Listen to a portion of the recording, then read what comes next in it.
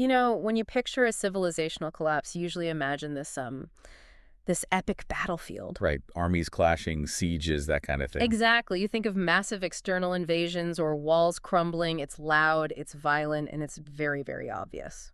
Yeah, but if you look closely at how societies actually function, I mean, if you step into the world of sociology and systems engineering, the most terrifying collapses are entirely silent. They really are. They don't happen on a battlefield at all. They happen in, like, air-conditioned rooms. Yeah. They happen in the minds of just a few key technicians. And for the people in power, an internal silent meltdown is, you know, infinitely more dangerous than an army at the gates. Oh, absolutely. It is the absolute definition of an institutional unraveling from the inside out. I mean, when people who built the system stop believing in it, the walls don't even need to be battered down. They just dissolve. Which brings us to today's deep dive. We are going to take you right into the heart of one of those silent, catastrophic meltdowns. We're looking at a foundational text today, Lecture 417, focusing on verses 46 to 51 of Surah 26. Right, the classic story of Moses, Pharaoh, and the sorcerers. Yeah, but listen, if you're tuning in expecting some sentimental Sunday school religious tale about magic tricks and sudden spiritual conversions, you are going to be very surprised. Very surprised. Because we are throwing that entire framing totally out the window. Which we have to do, because reading this as a story of supernatural magic fundamentally breaks the text. It just doesn't work. The source material we're analyzing today approaches this event as a masterclass in civilizational survival. Yeah. It's essentially a precise schematic of how a society buoyed on manufactured reality ultimately collapses. So our mission today is to look at exactly what happens when the top-tier technical professionals of an empire realize their entire career is built on a lie. We're going to explode this myth that these sorcerers were just, you know, brave martyrs choosing death for a new religion. Because when you actually read the words they say in the text, it isn't an emotional plea at all. Not even close. It is a cold, hard, structural calculation. Right. They recognized the systemic flaw, they ran the numbers on the cost of maintaining it, and they just pulled the plug. Yeah. And to really grasp the magnitude of what they did, we have to start by looking at the machine they were actually working for. Okay, let's unpack this. Because the text is brilliant. It doesn't just point at Pharaoh and say, you know, look, a bad guy. It outlines a very specific triad of exploitation. It gives us the actual architectural blueprints of tyranny. Okay, so let's look under the hood of that idea. If Pharaoh is just one piece of the machine, what are the other parts? What does this triad actually look like? Well, the text identifies three pillars that must exist simultaneously for any oppressive, extractive system to function over the long term. First, you have the political tyranny. The monopoly on state violence. Exactly. The legal authority, the muscle. That is represented by the figure of Pharaoh. He is the police, the military, the prisons. But here's the thing. Brute force is incredibly inefficient. Right. Force is super expensive. I mean, you can't just have soldiers standing on every single street corner indefinitely. We'd go bankrupt. Exactly. You have to feed those soldiers, arm them, keep them loyal. If your only tool for control is a sword, eventually your economy completely tanks just trying to pay the blacksmiths. Yeah, which brings us to the second pillar. Capital's exploitation and the extreme hoarding of wealth. In the broader sociological... So you have political dominance and you have economic dominance. You have the gun to their head and you have the lock on the grocery store. It creates this state of total dependency. Right. If you step out of line, Pharaoh arrests you. If you somehow evade Pharaoh, Karun starves you. But sociologically, even that combination has an expiration date. Because people eventually snap. Because eventually, if a population is starving and oppressed for long enough, they will look around, do the math, and realize, wait, there are millions of us and only a handful of elites.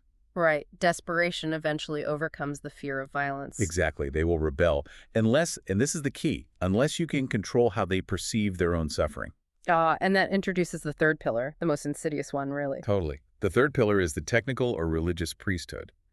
In the text, this narrative apparatus is managed by a figure named Haman, and its foot soldiers, its technicians, are the quote-unquote sorcerers. Right, and we have to completely strip away the Hollywood special effects here. Their magic has absolutely nothing to do with pulling rabbits out of hats or, you know, casting fireballs. No, not at all. So if they aren't doing supernatural magic, what exactly are they doing? What is a sorcerer in the context of systems engineering? They are the state's propaganda apparatus. They are highly specialized professionals whose entire job is narrative control.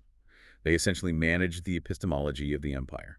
Wait, let's break down that word epistemology for a second, because that's a heavy term. We're essentially talking about the rules a society uses to decide what is real, what is true, and what is fake. Precisely. Epistemology is the philosophy of knowledge, literally how we know what we know. So, when a system engages in epistemic fraud, the people in charge are rigging the rules of truth itself. They're moving the goalposts of reality. Exactly. They are manufacturing a reality that benefits them, and then they present it to the masses as the natural order of the universe. The sorcerers are the engineers of that fraud. Their job is to administer psychological sleeping pills to the subjugated nation. Okay, walk me through how that actually works in practice. How does a sorcerer put an entire nation to sleep? The source material gives a stunningly relevant example of this. Yeah. So imagine a society where the wealth has been entirely siphoned off to the top 1% by Karun. Okay. The masses are impoverished, they're sick, they're exhausted. What does the sorcerer, the state intellectual, or the religious priest actually do? They stand in front of the starving masses and they say, your poverty is not the result of systemic theft. Your poverty is simply God's will. Oh, wow. Right? They say, it is the distribution of destiny. The ruler is wealthy because the divine order chose him, and you are poor as a test of your spiritual patience. So if you just suffer quietly now, you'll get your reward in the afterlife. That is brilliant and terrifying. I mean, they take structural, economic crime like wage theft, resource hoarding, massive corruption, and they just rebrand it as a theological necessity. Exactly. And once a population accepts that narrative, they won't rebel. Because, I mean, you can't rebel against the cosmos. Right. You can't organize a labor strike against destiny. You can't. The priesthood effectively neutralizes the anger of the oppressed by taking their very real, very justified frustration and just pointing it away from the ruling class. They direct it towards some abstract, unchangeable fate. You know, if you're listening to this and you work in corporate PR or data analysis or crisis management, you know exactly what this feels like. Oh, yeah. These sorcerers were essentially Pharaoh's spin doctors. They were the think tanks producing skewed research, the corporate lobbyists deployed to neutralize genuine evidence of systemic failure. They provide the intellectual and moral justification for the exploitation. Right. They are the technical support structure for a manufactured reality. So if Pharaoh provides the muscle and Corwin provides the funding, Heman sorcerers provide the legitimacy. And without them? Without the sorcerers, the whole illusion shatters. The masses wake up and realize they are just being robbed. Okay, so that establishes the stakes. These technicians are literally the glue holding the empire together. But in this text, a crisis unfolds. The system is suddenly confronted with genuine evidence of its own illegitimacy, and that's represented by Moses. Yes. And the system does what it always does. Yeah. It brings in the PR department to spin the evidence. Right. The sorcerers, who are the top technical experts of their day, are summoned to the Capitol.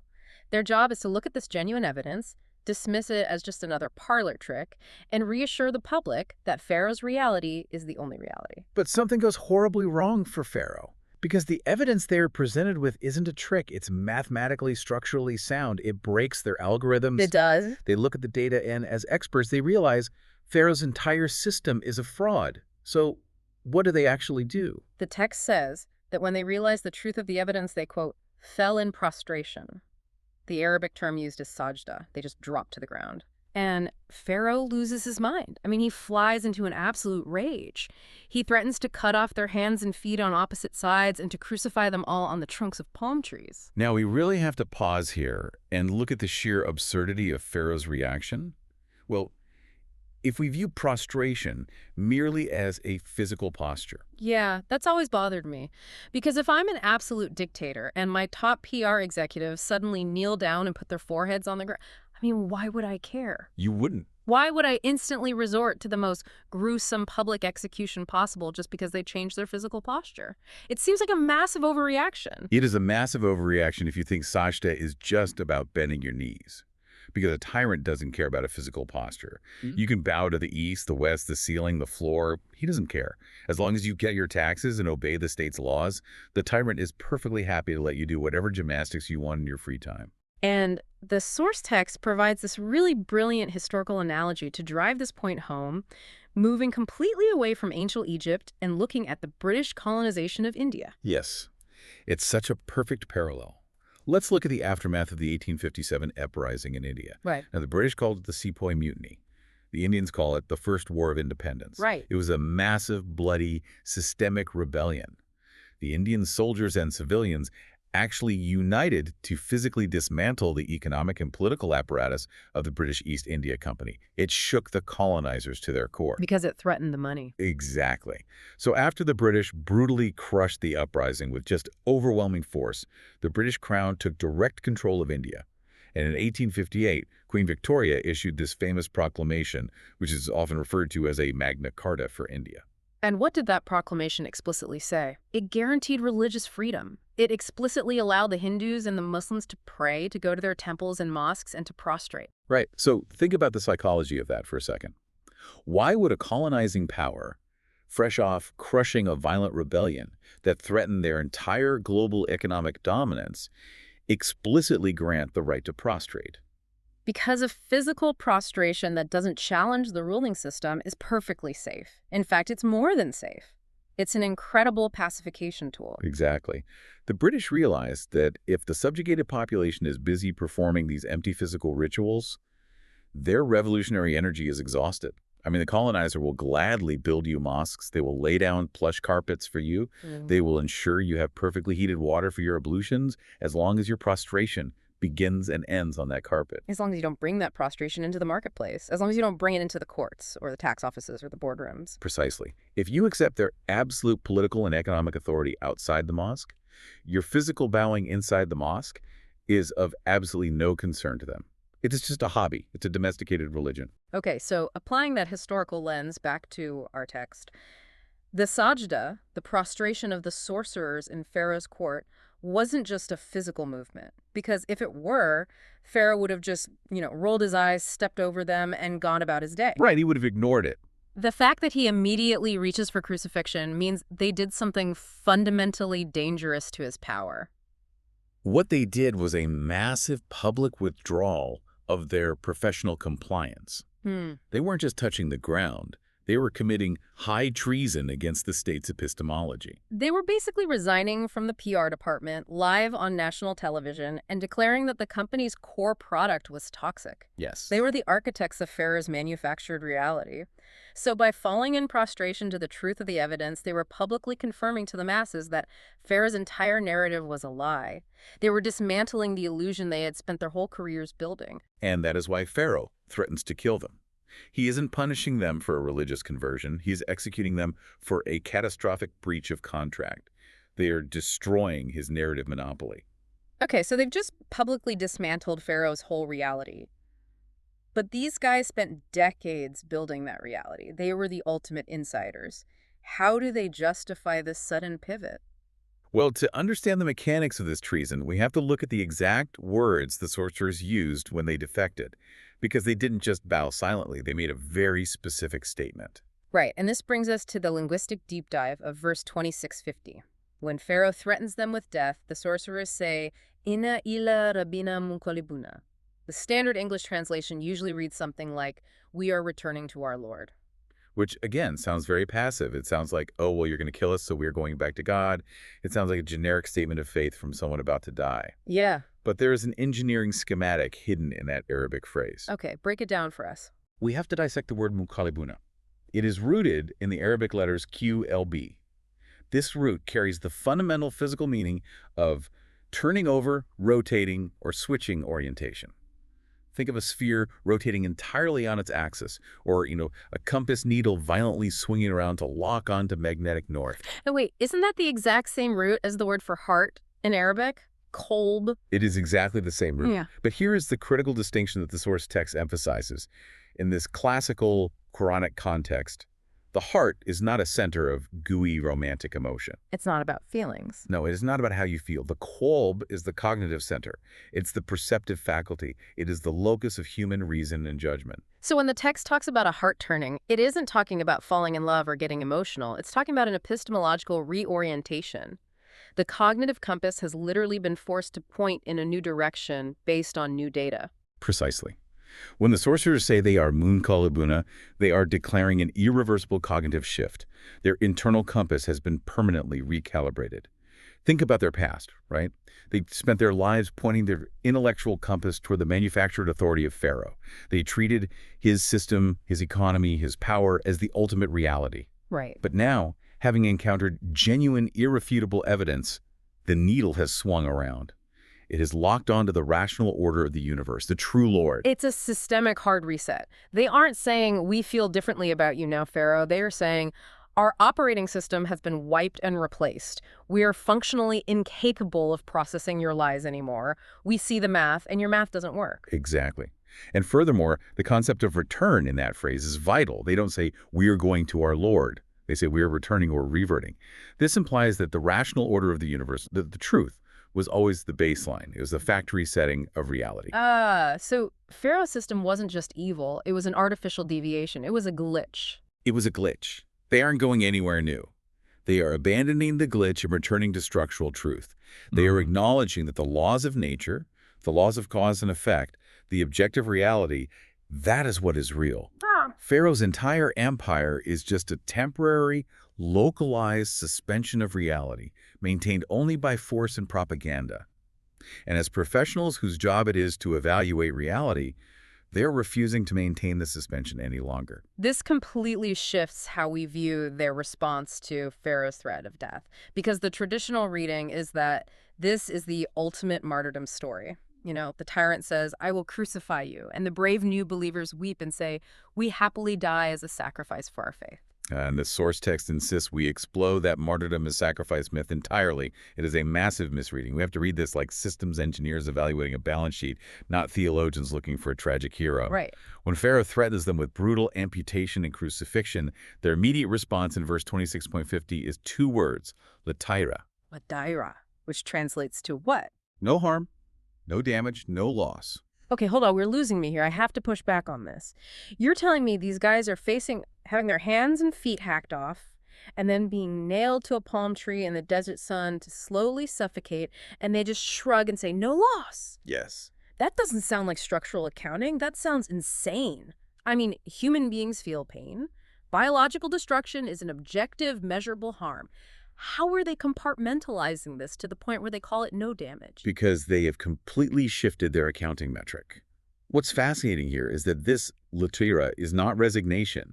It is not the sigh of a victim trying to be brave. This is a cold structural statement about what constitutes real harm on a systemic ledger. Okay, walk me through that ledger. How does crucifixion equal zero harm? Well, think about what they were doing before Moses showed up. As the top technicians of the state, their biological lives were incredibly safe, comfortable, and highly rewarded. They had the best food, the best homes, the highest status. But what were they doing with those biological lives? They were prostituting their intellects for a manufactured spectacle. Exactly. They were the architects keeping millions of people subjugated under an unjust system. They were actively contributing to the misery of an entire nation. They were the cogs keeping the meat grinder turning, and they knew it. Yes.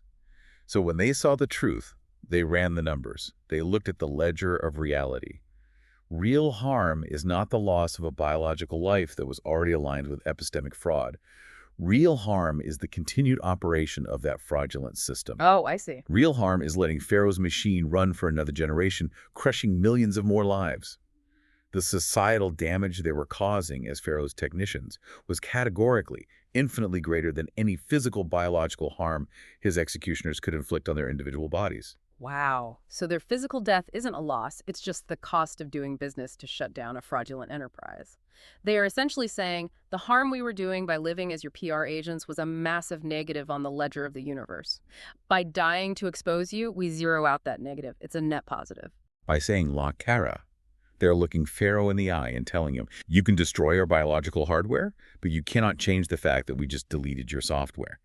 And in the grand accounting of the universe, deleting your software is a victory. We lose nothing of actual value. That is chillingly rational. I mean, there is no sentimentality there at all. It is pure, brutal, structural accounting.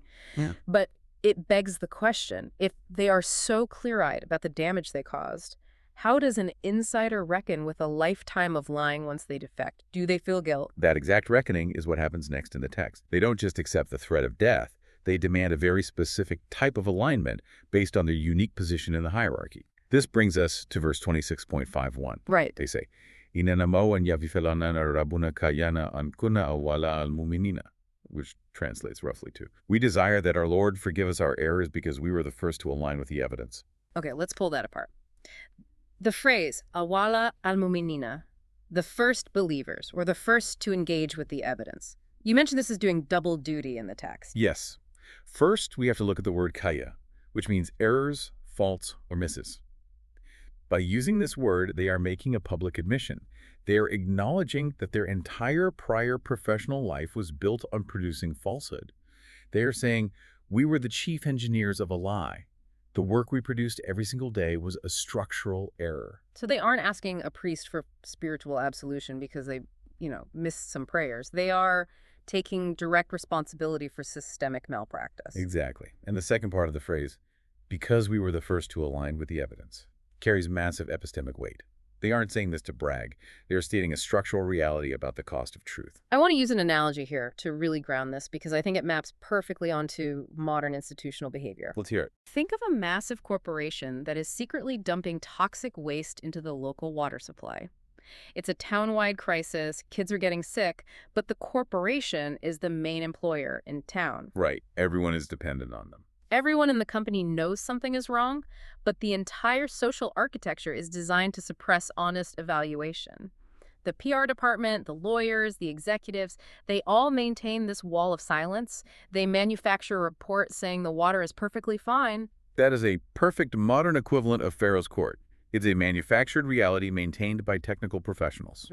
Right. Now imagine the head of that PR department, the person whose entire job is to spin the toxic spill. The person who literally wrote the fake water quality reports. Imagine they suddenly stand up in a live press conference, point to the actual chemical data, and say, the reports are fake. The water is poisoned. I know because I helped write the fake reports. The fallout is catastrophic for the corporation. The stock plummets immediately. But think about the cost to that individual. The first insider to break ranks, point to the genuine evidence, and call out the fraud bears the absolute highest cost. Oh, ruined. They will be sued into oblivion, they will be destroyed professionally, their pension is gone, they might even be criminally charged by the corrupt system itself. But by being the first to do it from the inside, they demonstrate the greatest intellectual clarity. Right. Their defection is the ultimate undeniable proof that the system is lying.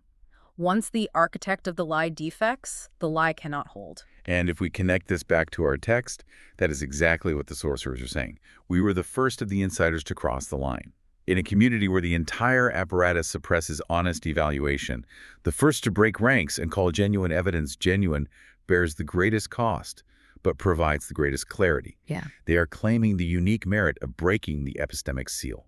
They are aligning themselves with the corrective principle of the universe. They are saying, we recognize the math of our errors, and we offer our public defection and our lives as the ultimate corrective action. They are not begging for mercy from a sky god.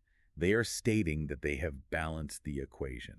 Which naturally leads us to the fallout. The PR executives just admitted the water is poisoned. What is the actual impact of this defection on the empire? What are the social physics of what the sorcerers have just done to Pharaoh's power structure? This is where the source text introduces the concept of the law of requital, or mukafat iyamul, operating at the institutional level.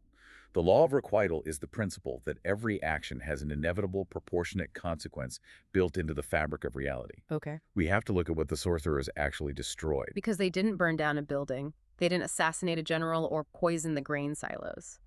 Physically, Pharaoh's empire is exactly the same as it was 5 minutes ago. Physically, yes. But structurally, they did something far worse. By switching sides, they haven't just defected as individuals. They have destroyed the credibility of the entire apparatus. Think about who they were. They were Pharaoh's most valuable counter-narrative asset. Right. They were the professional legitimacy that made his manufactured authority credible in the first place. Right, because if a random peasant in the back row of the crowd points at Pharaoh and says, I think this magic is fake, Pharaoh's guards just laugh, drag him away, and no one cares, the system absorbs that easily. But if the chief magician says it... Exactly. By declaring Pharaoh's spectacles fraudulent, every single narrative Pharaoh's court has ever produced, past, present, and future, is now permanently suspect. The seal of authenticity is broken forever because the people best positioned to evaluate the spectacle have declared it a fraud. So this completely explains Pharaoh's total meltdown. He's not angry that they found religion. He's terrified because his institutional stock price just went to zero. His currency of control just collapsed. He is angry because they have destroyed his most valuable social asset. A system built on manufactured authority only survives as long as its own technical professionals maintain the fiction. The moment the engineers, the lawyers, the PR managers, the scientists refuse to sign their names to the fake reports, the system's credibility collapses faster than any external attack could produce. It's an implosion. The vacuum of legitimacy just sucks the whole structure down. You don't need a siege engine when the foundation dissolves. This is the law of requital in action. Pharaoh built a system on a foundation of lies, maintained by highly intelligent technicians. The inevitable consequence, the built-in requital of relying on intelligent technicians, is that eventually they will encounter a reality they cannot spin. Their intelligence will literally force them to acknowledge the truth. Yes, and when they align with that reality, the foundation of lies dissolves.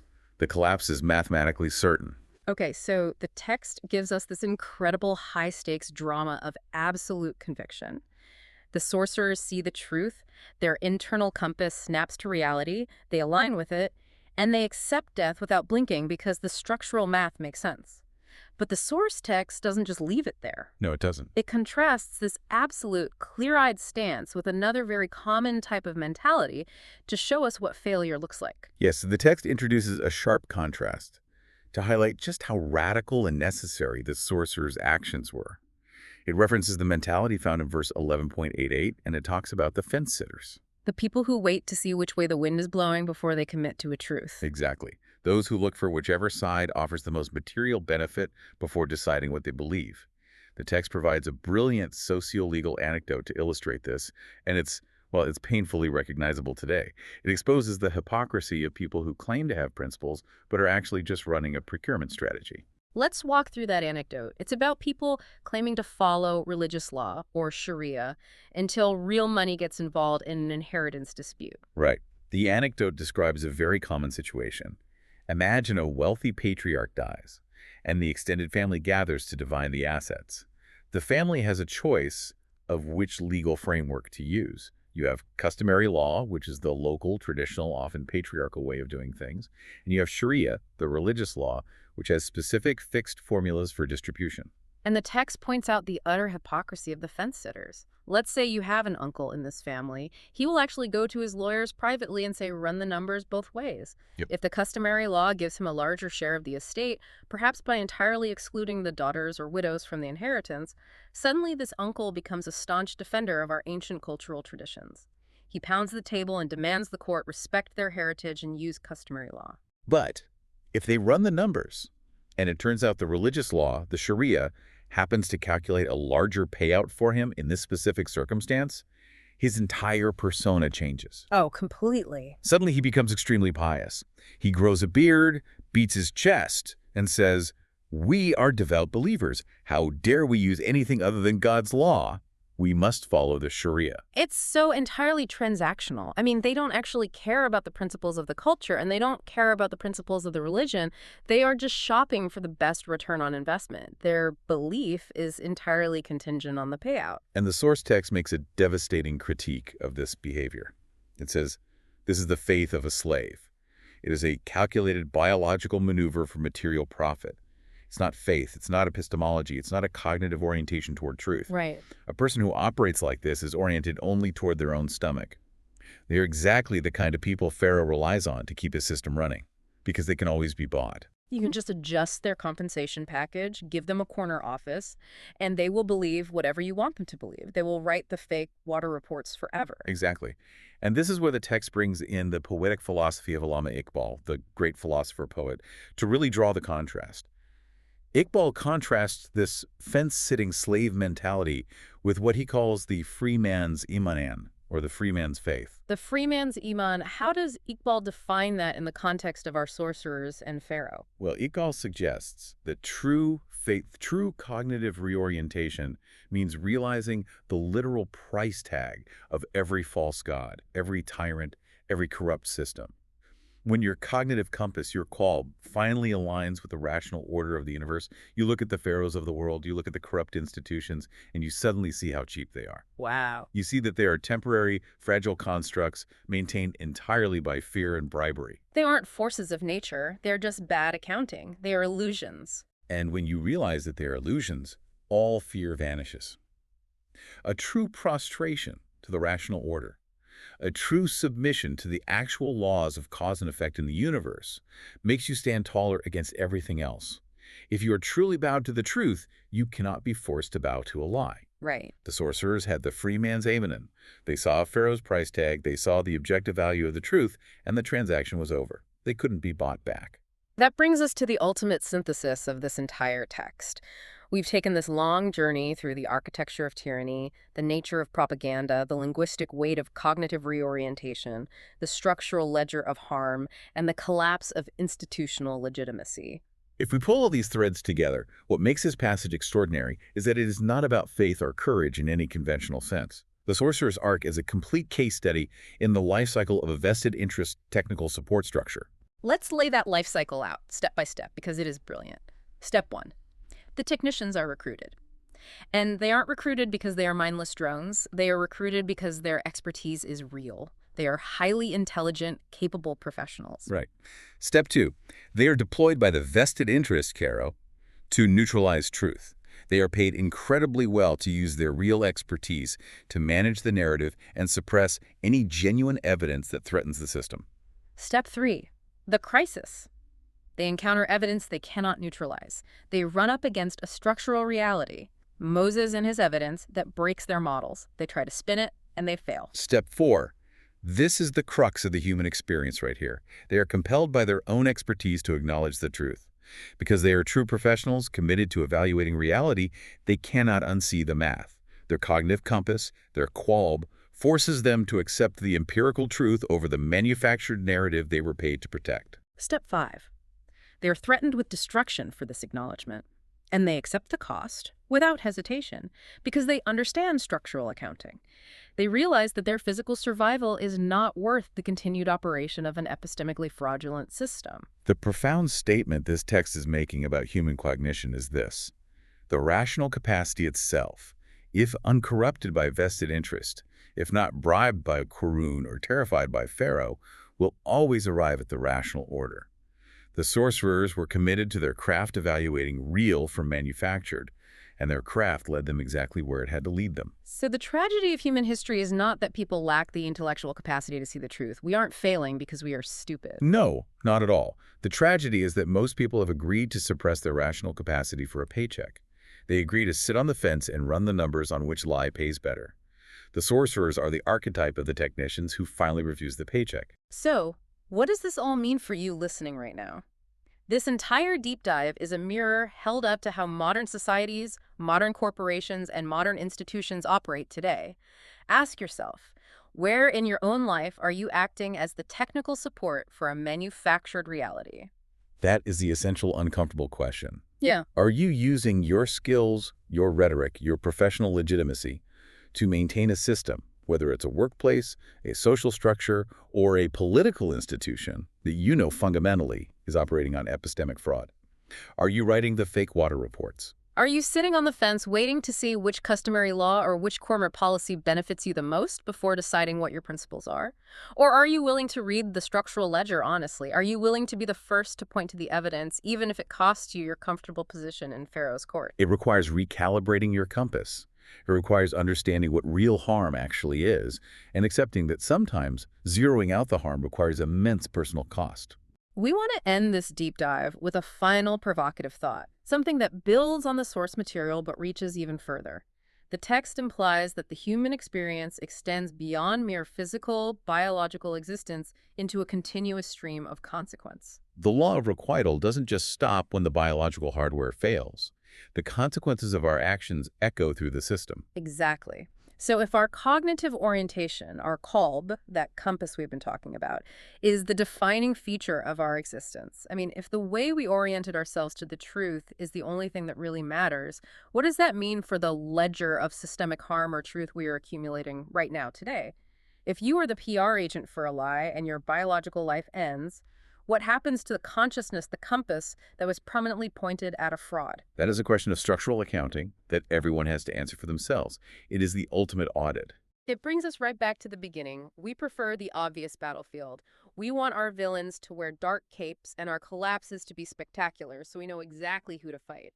But the real battle, the real collapse, and the real salvation is happening quietly, inside the minds of the technicians maintaining the illusions we live in. Which way is your compass pointing? Think about it. We'll see you on the next deep dive.